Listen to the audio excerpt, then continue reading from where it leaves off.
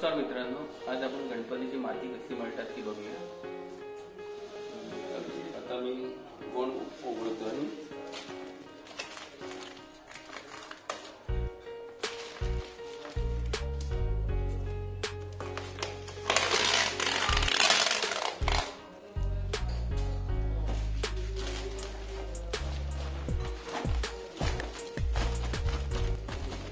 ही अशी पावडर असते मातीची, ती आपण व्यवस्थित मळायची म्हणजे का ती एकजीव होते त्यामध्ये।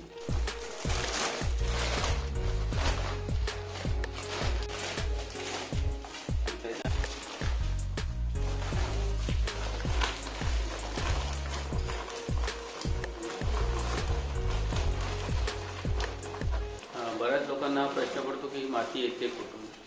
तर ही माती गुजरात राज्यातील भावनगर या ठिकाणून येते। तिकडे या मातीच्या खाणी आहेत, त्या खाणीमधून मोठमोठे दगड निघतात त्याच्यातून, आणि ते दगड दळून त्याची पावडर तयार होते आणि त्याच्या गोणी तयार करून ह्या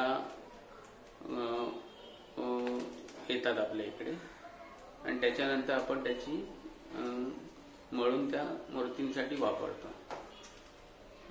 तसेच ही माती आहे ना, ही खतांमध्ये पण वापरतात। खतांमध्ये जे केमिकल वगैरे असतात ते ह्या मातीमध्ये टाकून त्याचे गोळे करून ती माती खताच्या रूपामध्ये पण वापरतात।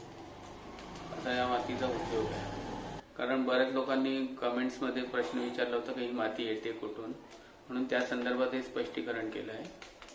तरी तुम्हाला ही माहिती आवडली आहे। आता आपल्याला माती मळण्यासाठी पाणी लागणार आहे, तर ते आपण पाणी घेऊन येऊया।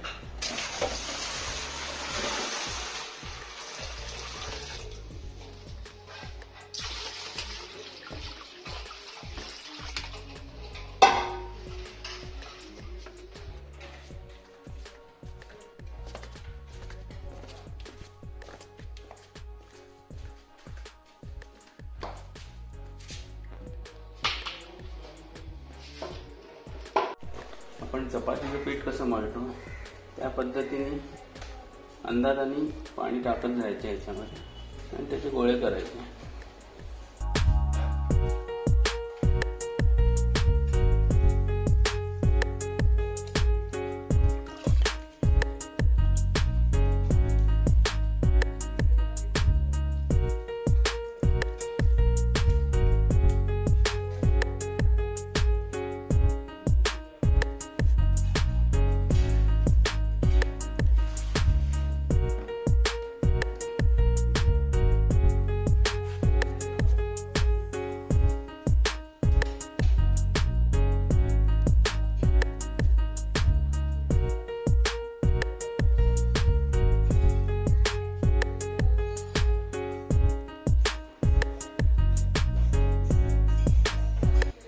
अशा पद्धतीने माती भिजवून घ्यायची।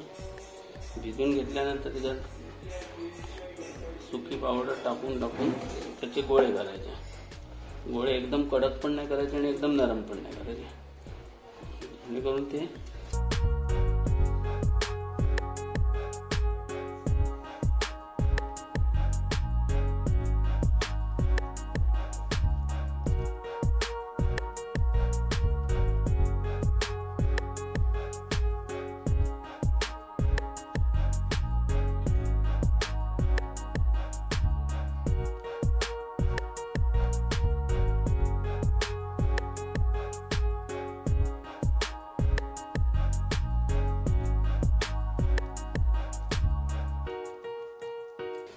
अशा पद्धतीने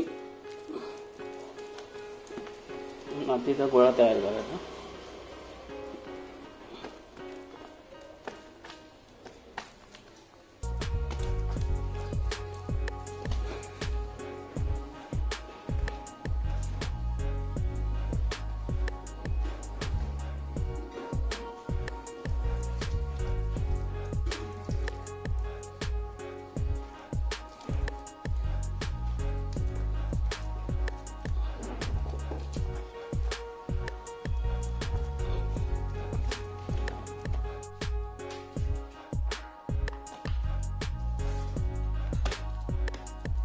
अशा पद्धतीने गोळे तयार करून झाले ना, तर ते त्याला 1-2 दिवस असे ठेवले का ते रामतात व्यवस्थित आणि मग त्याच्यानंतर आपल्याला मूर्ती तयार करताना ते आपटून घ्यायचे, तेव्हा ते एकजीव होतात आणि व्यवस्थित त्याच्यावर काम होते.